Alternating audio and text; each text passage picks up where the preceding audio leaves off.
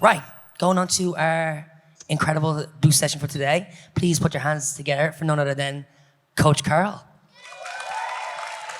Hello. What's going on, everybody? So I've just given you a small introduction, but if you want to go into a little bit about yourself, and then we'll dive right into some interesting topics of what you do now. Yes. Well, first of all, hello. How we doing? You guys doing okay? I know, man. It's tiring out there. I just do one class in the morning and I'm tired. It's I can only imagine. And I see some familiar faces. And every single day I ask, all right, who's taking this class? Who's taking this class? And then today specifically, I go down the list usually. And then today specifically, some people's hands just didn't go down. And I was like, oh man, you guys are in for a wild one. But I admire the tenacity. So anyways, yes, my name is Karl. If we haven't introduced, hopefully I'll connect with you guys at some point very soon. I am a strength and conditioning coach, and I am based out of Los Angeles. So I flew all the way over here just to be with you guys, to connect and spread some knowledge. Thank you. Wow. Thanks. You too. Yes. And yeah, so before I was a coach, actually, I am still a dancer, but that was my main focus. So from the years of 2007, oh God, I'm a little on the older side. Just a little bit. We are. Some of you might not even been born yet, but that's okay. So from the years of 2007 to maybe 2017, so about 10 years, I was pretty heavily involved in dance. So mostly I started off as freestyling, crump, a little bit of breaking, popping, ISO, so that world. And then it eventually turned into choreography. And so I was taking classes and I would compete in the same competitions as Sean Evaristo, Ving Nguyen, Keone Madrid. How fair is that, right? Not fair at all. And so we weren't amazing, but we weren't bad, We hung in there, but I was involved in that scene for a long time. And I started some dance teams. I led a couple of dance teams as well. And eventually along that path, my parents didn't really support my dancing. And so we can get really deep right now. Is there anybody whose parents do not support? And yeah, no, thank you. Thank you for sharing. I'm right there with you. So I know how difficult that can be. And we can save that topic for later. But I experienced that heavily. And so I was at this point in my life where I was conflicted with this crossroads of, do I select a career and make my parents happy, or do I continue down the path of pursuing dance heavily? And if I'm being super honest with you, there's a small part of me that does regret not pursuing dance heavily. But I will say it probably would not have led me to where I am today.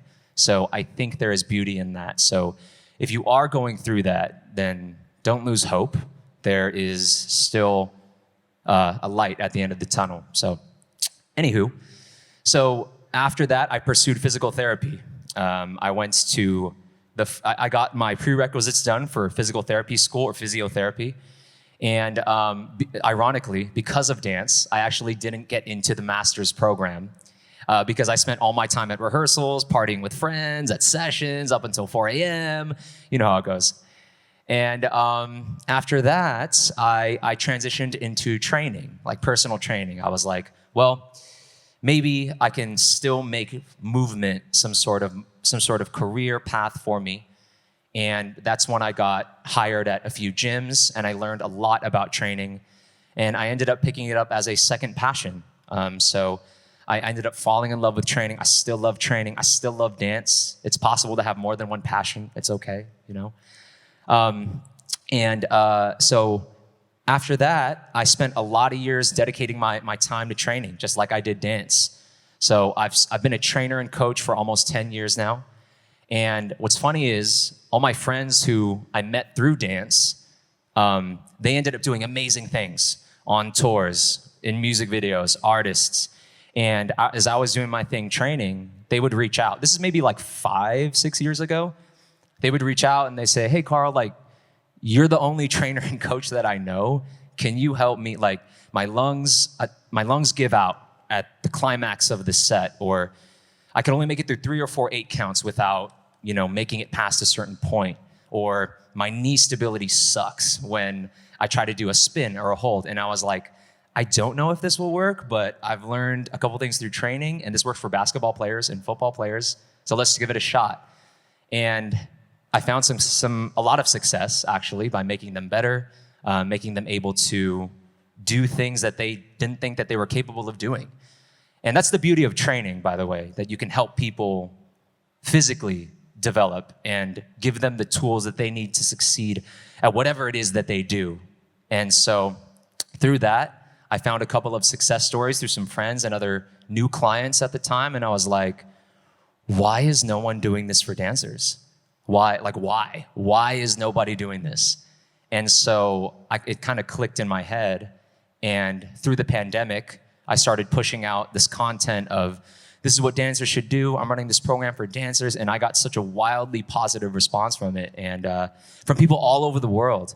And I was just in my living room in Los Angeles, just like, making some programs for people. But people started reaching out to me from all over the world, from Canada, from Madagascar, from Paris, from Japan, from China, just seeking information that I just kind of had, fortunately, through experience, time, and dedication to the craft. And so fast forward to today, I own a facility in Los Angeles. It's called Movement Society. I'm wearing a shirt, Movement Society. And we primarily focus on the well-being of artist-athletes, creatives, performing arts, music artists, Cirque du Soleil, unique movers, martial artists. If there is a unique mover that you're thinking of in your head, we've probably worked with them. So all to say too, things change in life too. And I'm not sure if you guys have really experienced that yet, but there was a point in my life where I swore I was gonna be a dancer. And things ended up panning differently, but in my opinion, for the best reason, because now I found another passion, but I also get to really stick and give back to the thing that gave so much to me, which is dance. And so, that's a little bit about my story and how I got here. So, along the journey of finding that you could do fitness for dancer athletes, what's the common relationship you see between, say, a footballer and basketballer and a dancer? Is there any relationship in what they train, or is there a difference, or what's been your point of view on that? Yeah, I mean, I will say this. If you boil down athletic attributes, there's speed, there's jumping ability, there's stamina. So those things all hold true depending upon, regardless of the type of athletic thing that you're doing. But I think if you go further into the weeds, each sport has its own unique physical requirements, in my opinion. And as you get further along with someone's training, if someone is a football player, I'm probably at some point going to train them differently from a basketball player, at some point going to train them differently from a swimmer, and just like dance. And if you get further within dance, a ballet dancer is different from a breaker, is different from a crumper, is different from a popper. And so the more I started learning about this, the more I'm just realizing there are so many different things that you could do to help someone get better at their thing, And so short answer, yes. There's a lot of differences. There's a lot of differences? Okay, and then with those differences, when it comes to designing your programs for each individual, how much of the anatomy do you need to dive into to understand what each person needs to be better? Yeah, that's a good question. I think, I went to school for this, so I got my bachelor's degree in kinesiology. I think that's a great place to start if anyone is interested in that. But I do have a pretty solid understanding of anatomy. And I think when it comes to preparing someone, ultimately it comes down to getting to know the individual. So I've been very blessed in that I've been fortunate to work with some major choreographers and major artists in the industry, like some who are here today, like Lyle, like Sean Evaristo. And they all have different unique styles to their dancing. And so the way that I prepared a program for Sean Liu is very different from Lyle, would be very different from Dexter, would be very different from Zach. And so, getting to know the person on an individual basis is really at its core how you can prepare an efficient program for that person moving forward. It's kind of like how everyone has a food allergy. Like this person might be allergic to shrimp, This person might be allergic to mushrooms. And so because of that simple analogy, you won't give them the same nutrition plan, right? And so it's the same concept in training in that each person has their own unique thing that makes them move, what will make them move better, and if they have injuries too.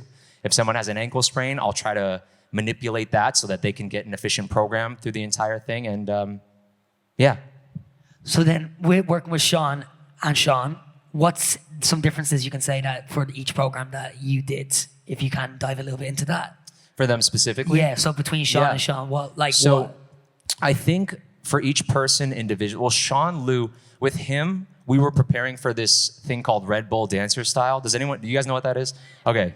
Yeah. Red Bull Dancer Style, it's basically like this one-on-one like battle scene in which it's based off of a bracket. And so each round lasts 1 minute on each side, and there are 2 rounds. And songs are played at random.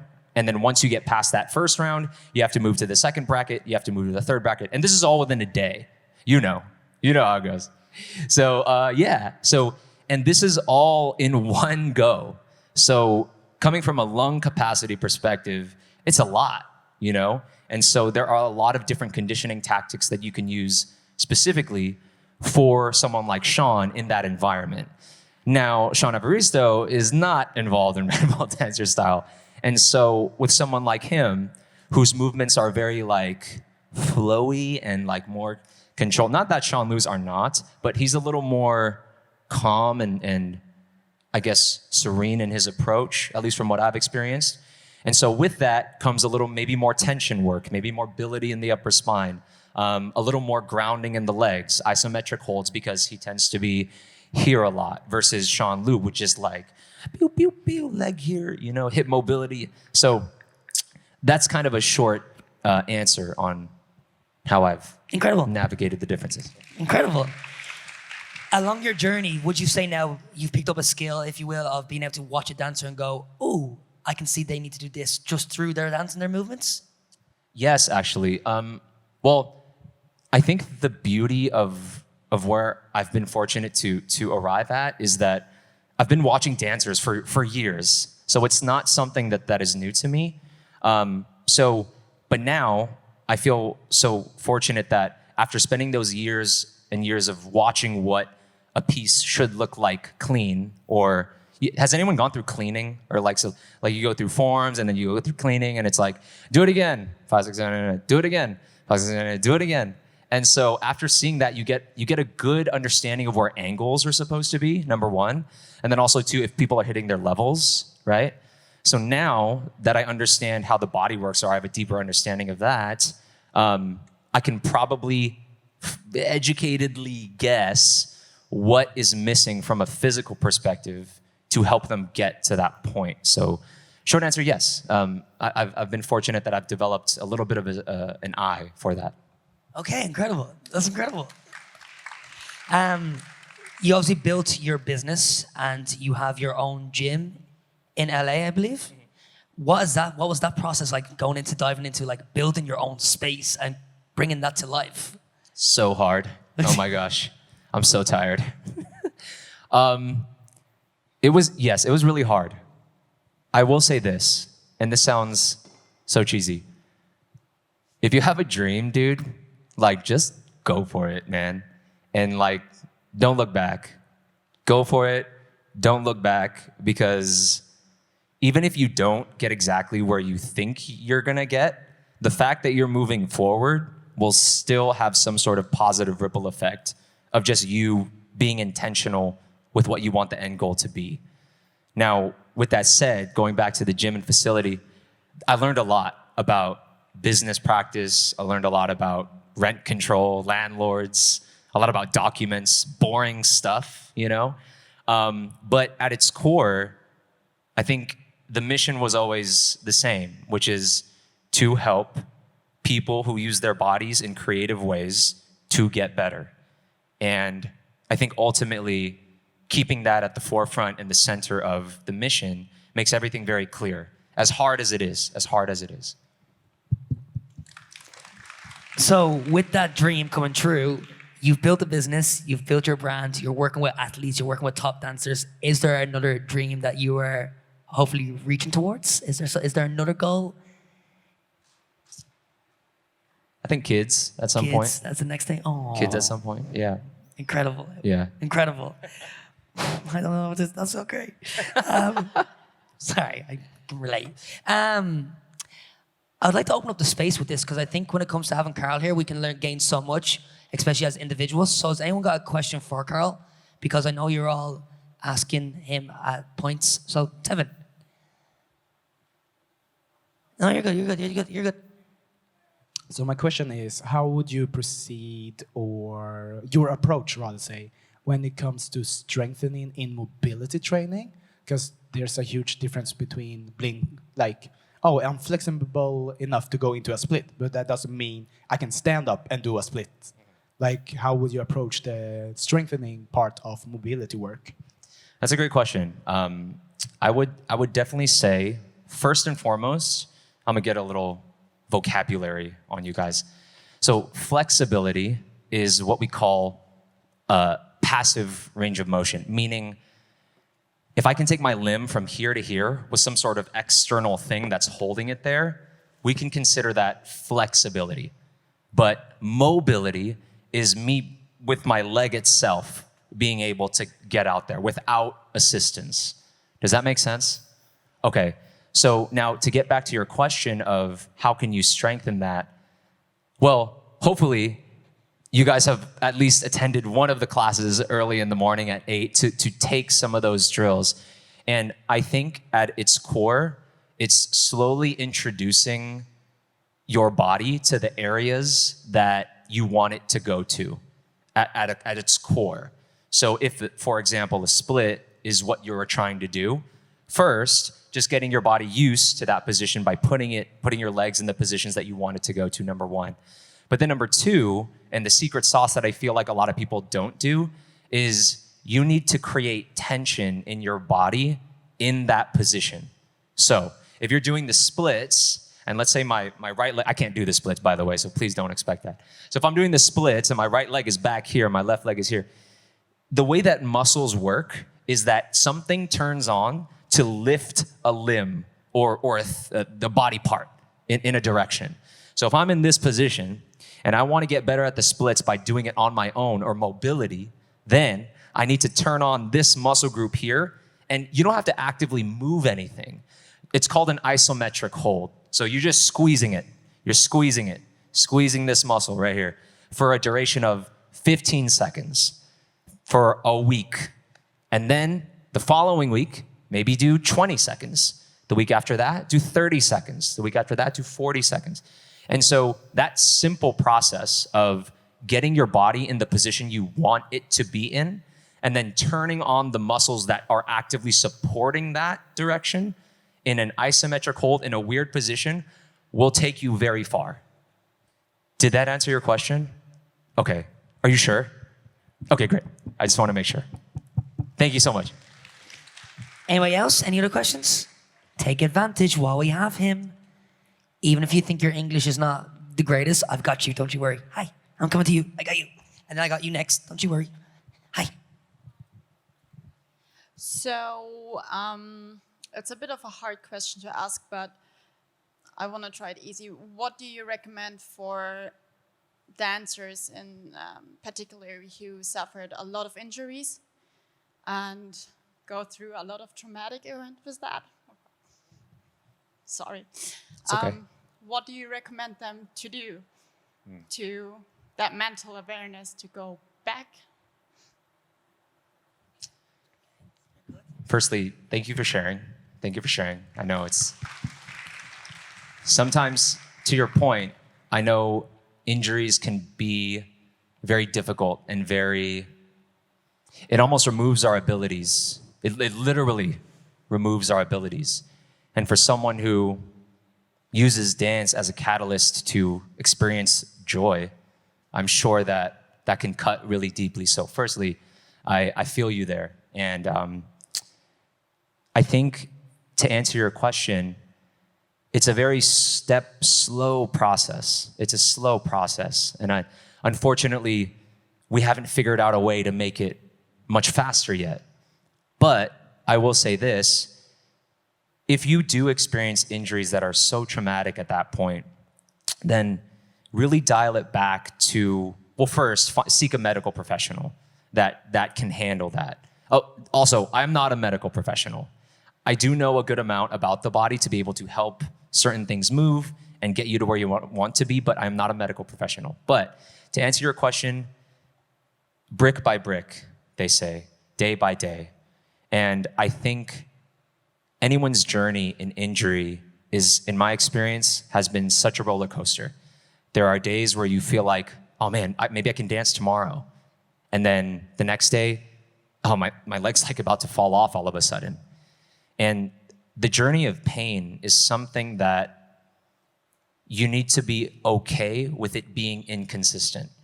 They say, get comfortable with being uncomfortable. And so, firstly, just the courage and the bravery to face that problem head on mentally is a lot. So I commend you for that. And then secondly, finding a good support system around you, close friends, a partner, family members who are really close that can really support you in those times of need. And I would even preface it and say, hey, I'm gonna cry in like a couple weeks. I don't know when, but I'm gonna cry. And can you please be there for me? And I think emotionally is actually a larger crutch that can help us versus the progress physically. And so, yeah, I think a good support system, understanding that it's not gonna be perfect, the progress, and then the last thing, and most importantly, celebrating your small wins, Like, I don't know if anyone here has been in physiotherapy or anything like that, but if you've broken your leg and you take those first steps where it's kind of weird and hurts a little bit, but you're on your feet, which sometimes is a massive win. And getting out of bed sometimes is a massive win, depending upon how severe the injury is. So I think celebrating and really being in those moments when you have a small win is vital, actually. So I hope that helps. Thank you for sharing, by the way. Anybody else? Yeah, hi. Hi, do you have Hello. any advice for double-jointed people, like how to dance and exercise in a safe manner? Because I noticed when I dance, or for example, during Casey Rice choreo 16 shots, we were like hitting, like my elbow popped out of place for a second, and I was hit like with the pain, and then like it popped out of place and then came back in, and that happens a lot with my elbows, with my collarbones, and also when doing the side planks, like my arms are just wobbly, right. And I'm not sure if there's anything I could do about it, train in a way. Do you have any advice for that? Yeah, thank you for sharing. So, fun fact, my wife is actually double jointed, and she experiences the same thing. She's never had an elbow pop out in class, so I'm so sorry that happened.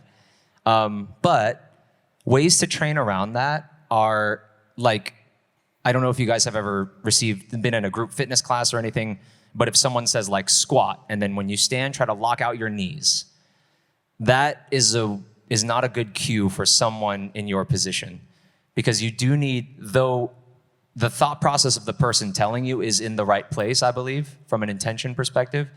I think from a physical perspective, someone like yourself physically is not a good idea, and I'm sure you felt that.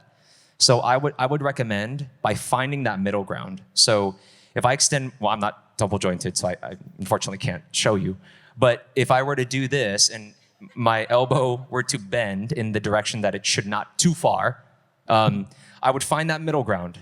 So actively bring it back and train your body to be strong in those positions. Because it kind of goes back to the first question about getting a split. At the end of the day, it comes back to creating tension in the correct places so that our body can become more resilient when we put them in unique and interesting positions. Was that helpful? Okay. Yes. Awesome. Thanks. Anybody else? Anyone got a question? Hi. Hello. Hello. When I'm dancing, my elbow does like this. Okay. Do you think it's okay to do that? Sorry, that was funny. To do like that? Yeah, your problem is not funny. It was just funny in how it was. Yeah. Thank you for sharing. So I will say this. Oftentimes, like cracking knuckles or something like that is not generally a massive issue. It's only a massive issue if there is pain often associated with that. So if you feel the crack, generally speaking, there's just a little bit of space or gas that needs to be released from that joint. Now, if you experience pain with that, then it might be a more major issue in which I'm not qualified to answer, unfortunately. But, well, I guess I can ask you, did you experience pain when or is it's just cracking? Okay, great. So, perfect. So I will leave it at that. And yeah, sometimes, like, our bodies are not always perfectly set in the way that whoever designed us put them in. So oftentimes, our tissues can get loose and our joints can maybe sit on angles a little unusually. And so oftentimes, it's not always perfect. So I might have to just like slip back in. But it's not a matter of like inches. It's like very tiny millimeters of space maybe. So that could also be a contributing factor of things rubbing on each other or something like that. But it's great that you're not experiencing pain. So hopefully that solves the problem. Thank you for sharing. So with strength and conditioning, what do you think is the most efficient way to warm yourself up before a class? That is a great question. Well, it's like the most, if you say you got to just quickly get one done, obviously there's no time, but what in your opinion is the best way to just make sure the body is good to go? Yes. Good question. I think it's great that you brought that up because full transparency, the length of time that we're warming up, like in the beginning of the class, is actually not ideal. Full transparency. Don't tell anyone. I'm just kidding. Secrets. So the reason why we do it though is because I want to give you guys as many options of exercises to pull from. So it's more so from a archive, like library perspective. So you guys have options. Now, how many people here have just like woken up late, rushed to class, and jump in 5 minutes and you don't do anything and you just start? Okay, that's okay. So honestly, in a perfect world, you're warming up 10 to 15 minutes. 10 to 15 minutes is the sweet spot. And using the principles that I hopefully have stuck with you at this point. So the mobility, activation, dynamic, brain food. Now, obviously something like brain food at the very end of that stuff might be a little hard to implement. So for a time perspective, I would probably select 2 exercises of each of those categories. So 2 mobility drills, 2 activation sequences, and then 2 dynamic drills. And it can be something as simple as the greatest stretch, one move of the animal flow thing that we did. You can do the hip bridge, right? You can do just a side plank and then maybe some pogo hops. And that's perfect. Is it the most ideal for every single class? It depends. It depends on who's teaching, what the style is, what the choreography is, right? But for a good general perspective, I would use that information right there and just use it and run. Because just doing that alone will put you in a much better place had you not done anything. So hopefully that answers the question. That was your question. Oh, sorry. Yes, that's all good. Sorry. And then when it comes to the cool down, how important is the cool down of Vita, and what is an ideal way of letting the body go into a rest before it goes back into another class though? What would be your best advice on looking after yourself in that way?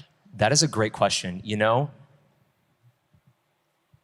I think nowadays, if you're gonna go right into another class, actually, you kind of wanna stay as warm as possible, if I'm being honest. Because who's taken a class and then maybe skipped it, and then there's like another one, and then all of a sudden, all of your sauce is just, it's gone. Like your step is gone, you're not as warm, you're not as activated. So the ideal situation, I should have said this in the beginning, I'm so sorry. It's okay, day 4. We still have a bunch of days of classes for you to practice this. So ideally, after you take a class, try to stay warm. Try to stay warm. Like you can walk around, catch some air, you know, do a couple of stretches. I see some of you guys carrying the foam roll. I don't know if anyone in here has one, but I see some people carrying around a foam roller, and I think that's fantastic. Using small tools like that, a lacrosse ball to rub on the areas that might have developed some tension. Those are some great tactics as well. But yeah, short answer, you want to stay warm. You want to stay warm. Because once you lose it, it kind of goes. And then that paired with the fatigue, paired with the loss of cognitive function from thinking about all the crazy choreography moves that you just saw can really add up over time. So do your best to stay warm is my best advice. Thank you. Knowing you get to this stage of the blue session, I like to flip the switch a little bit and see if you have any questions for the students, and then you guys are going to answer. Is that cool? Is that cool? Stay with me, team. You've got this. Yeah. Yes, I have a question. Who, before fair play, who here actually does like a 10 to 15 minute warm up and super honest? And if so, what is it?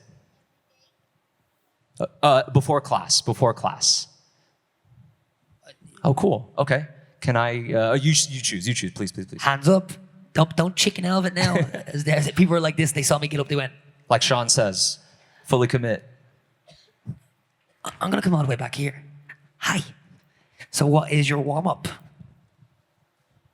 I usually go for kind of isolations and also practicing hip hop basics, and then just a little bit of stretching, not too long, like maybe like static stretching often, but only like 15 seconds maybe per stretch. Okay, that's great. When you say isolations, do you, just go in depth a little more. Like, are you holding a squat? Are you holding? What does that mean to you? Isolating, I think, my joint movements, like rolling my head for the neck and the shoulders. Yes. Yeah, that's great. Okay, thanks. Yeah. I gotta say, that's actually not bad. Like, I'm not mad at that at all. So, with that specific example, knowing what we know now about, you know, the order of things, that's a great place to be. Just maybe switch up the order a little bit. Like, so doing the mobility and the stretching first, then the isolations, and then going through the grooves, like what we did in class or the past couple of days. So that's not bad, actually. I'm actually not mad at that. Just switching around the order would be a little more ideal from like a physiological perspective, but otherwise, great, cool. Yes. Why that order? That's a great question. So what the science says is that first, when you do mobility before activation, sometimes you can get a little more space out of the joint before asking it to turn on. Because when you ask a muscle to turn on, you're creating tension already. So for example, if I'm doing this right here, and I do activation work before mobility work, technically the tension will bring it lower, and I will have less of range to work with.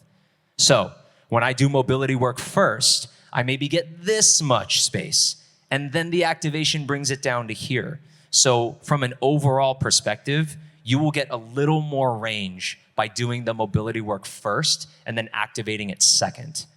Did that answer the question? Okay, great. Perfect. Thank you for asking. Do you have any other question you want to ask the students? Oh, yes, I do. Who in here gets more than 5 or 6 hours of sleep a night? Jealous. Okay. Who does not? Who does not? May I ask one person why? Hands up, who doesn't? And there's no shame, no judgment, by the way. Safe space. Safe space. So I get like 4 or 5. That's okay. I don't know, but most of the time I'm on my phone, to be honest. I love the honesty. It's okay. My wife does the same thing. Yeah. I'm on my phone, and I don't know why, but I have feeling like that's the time I have like the most of the time, because through the day I have all the trainings and everything. Whoa, sorry, everything. And in the night I'm like, wow, I have time. So I don't know. I feel like I don't need to sleep, I guess. But I get it. yeah, I don't know how to kind of explain it, but this. No, I appreciate the honesty, by the way. That's a perfectly honest answer. I think, so I'm going to talk about a research paper that I've read one time. It's from Stanford, and they took, long story short, very shortly, they took, I think, 60 athletes across all sports, like football, basketball, baseball, lacrosse, rugby, and they put them into categories based off their own natural habits. One bucket was 3 to 5 hours of sleep. Second bucket was 4 to 6 hours of sleep. And then the last bucket was 7 to 9 hours of sleep. And what they found was the first 2 buckets, all athletes, by the way, no specific builds, no specific, like of all kinds. So I guess you could equate it to dancers of all styles. The bucket of 3 to 5 hours and also the bucket of 4 to 6 hours had I think the number was 68.3% more likely to have an injury than the bucket who got 7 to 9 hours of sleep. So sleep works. Sleep works. The science tells us that sleep works. But I also understand that sometimes you have such a busy day and all you want to do is just lie there and not do anything. And sometimes scrolling just makes the brain feel good. I get it. In which case, I would urge you to maybe seek out what is going on in life and maybe figuring out, I think maybe I could probably do without this one for now, for this quarter or this semester, and then maybe reintroducing it when I feel like I have more time. And something that I really, really try to urge to like the younger generations of dancers and all athletes is prioritize sleep. So I'm 33 now. And when I was like 19, 20, 21, I was like, I don't need sleep. I'm Superman. Full unit of classes, dance rehearsal till like 7 in the morning. I don't need sleep. And it came around to really bite me in the butt hard because I got injured. I got in fights with my girlfriend at the time. Like I didn't see my family. And it comes, if you don't feel the effects now of like life, it will come back around somehow. And I'm saying this to you from a place of experience. So sleep is good. They say that it is the best performance enhancing drug that is out there, is what they say. But yeah, I also get it. So you're saying sleep is good. How important would you also add nutrition to the body and ability? I got you. What? Oh, yeah, I got you. Don't you worry. I'm good at my job. I know. Thank you. Yeah, clap for Ian. Yeah, clap for Ian. Come on. Clap for Ian. Yes. Come on, So Ian. yeah, nutrition. How important is that for the body and our performance, especially as dancers? Oh man, nutrition. Okay. In a pie, if this is a pie breakdown of like that's funny. It shouldn't be a pie, a circle. The irony is actually crazy in that. But we'll just say pie. Okay. So if we were to break down like human performance in a pie, training and movement is really only 25% of it. It's 25%. The other 3 pillars is nutrition, sleep, and your mental health. So relationships, going to therapy, stuff like that. All to say, nutrition is such an important piece of the pie. And I think when it comes down to it, this is such a dense topic, by the way, so I'll leave it as something very simple that you could probably, is very palatable, no pun intended. 70% of the time, aim for healthy meals, 70%. So vegetables, an equal portioning of vegetables, healthy proteins, and rice or baked potatoes is like a good, solid area. Now, 30% of the time, do whatever you want. I don't care, you know? And I like to label that as my cheat meals, if you will. And so I use a calendar, actually. Does anyone here use a calendar for their own schedules and stuff like that? Awesome, very cool. So in my calendar, I'll have like, lunch with my friend. Friday is my friend's birthday, and Sunday is I have dinner with my family. Awesome. Those are like 3 meals that I know I'm gonna do whatever I want. Another thing is a healthy relationship with food. Do not get down on yourself. If you eat a cookie, it's like, bad, Karl. I'm never gonna, I gotta do 10 more push-ups now. That in itself is unhealthy. I've worked with many people with eating disorders, and it's a really, if I'm being honest, it's sad to see, because I just wanna like hug them. You know, I wanna be like, it's not that, you look great. You know, you're doing totally fine. So eating disorders is another topic, but not being hard on yourself if you don't meet that 70-30. There are weeks when I'm like 90-10, I killed it. And then there's other weeks where I'm like 60-40, it's okay. 70-30, 80-20, 50-50, 40-60, you know? And it's gonna fluctuate. But I think as long as you're striving for that and being kind to yourself, man, because like, we're all going through it, you know what I mean? The same wind blows on us all. So being kind to yourself in the process too is very important. But all to say, aim for a 70-30, and I use a calendar system to kind of say, label when my 30% meals are gonna be. And let those 30% be truly whatever you want. And I think that freedom helps in the decision-making process. Cool. Thank you very much for that insight. Thank you for sharing with us. I think that concludes this boost session. We all good? Y'all get what you wanted? Yeah. Karl is still here with us for the rest of the week. And make sure you take advantage of his classes. So anything that you want to learn and gain knowledge from, be in his sessions at 8 a.m. Yes, they're early, but they are here for you, for your mobility. They're really fun. They're fun. With that being said, please put your hands together and thank you very much, Coach Karl. Thank you, guys. Have good classes. You're doing fantastic. Good energy. Enjoy the rest of your day. Thank you, guys. Yeah, sure. You happy with that? Love it. Awesome, man. That's good. Thank you.